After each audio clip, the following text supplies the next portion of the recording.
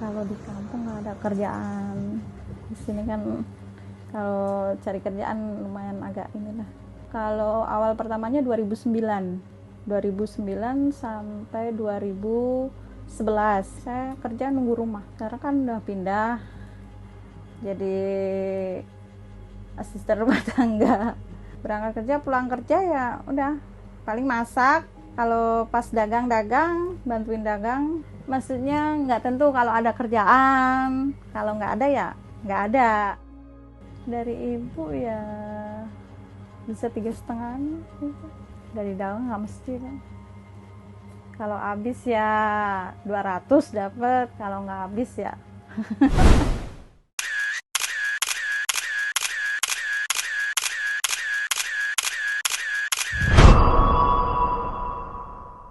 Seperti gula, Jakarta selalu menarik perhatian semut, yaitu kaum pendatang yang punya 1000 mimpi tentang kehidupan yang lebih baik. Fenomena urbanisasi sekarang Jakarta tetap menjadi kota terbuka tingginya bagi arus siapapun. urbanisasi di Indonesia belum Gubernur mampu Anies Baswedan dimanfaatkan. urbanisasi ke Jakarta. Fenomena urbanisasi pasca lebaran nampaknya tak akan pernah berhenti atau bahkan sulit untuk dihindari. Hal itu tak lain karena masyarakat terus ingin mencari kehidupan yang lebih baik. Dalam fact check kita kali ini, kami akan ulas laju urbanisasi Indonesia hingga akibat yang muncul timbul dari perpindahan warga yang berasal dari desa menuju ke kota. Urbanisasi pasca lebaran nampaknya tak akan pernah berhenti atau bahkan sulit tak dihindari.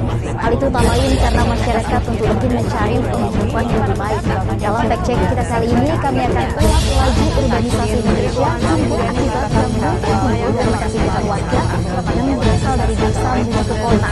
Kita mulai dari gambar luasnya, yaitu laju urbanisasi di Indonesia dari tahun 2005 sampai tahun 2050. Di tahun 2005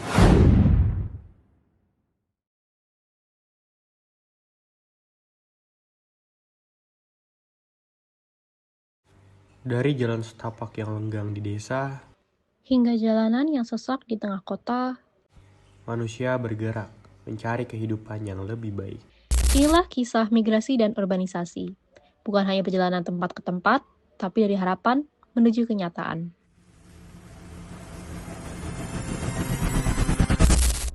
Migrasi dalam konteks sosial bukan sekadar perpindahan fisik dari satu tempat ke tempat lainnya. Ia adalah cerminan dari dorongan ekonomi, sosial, dan bahkan kultural. Menurut BPS pada tahun 2020, 56,7% penduduk Indonesia telah tinggal di wilayah perkotaan. Ini bukan angka kecil dan tren ini terus meningkat. Urbanisasi adalah proses yang menyertainya. Ketika lebih banyak orang yang tinggal di kota, kota tumbuh. Tapi pertanyaannya, apakah pertumbuhan itu inklusif dan adil? Bappenas bahkan memproyeksikan bahwa pada tahun 2045, angka urbanisasi di Indonesia bisa mencapai 70%. Artinya, tekanan terhadap infrastruktur, lingkungan, dan layanan publik di kota-kota besar akan semakin tinggi. World Bank menyebutkan bahwa urbanisasi menjadi mesin pertumbuhan ekonomi dengan catatan jika dikelola dengan baik.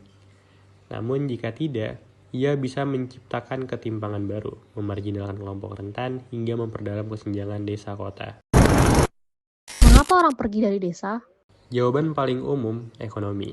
Kota menawarkan pekerjaan, pendapatan, dan kesempatan.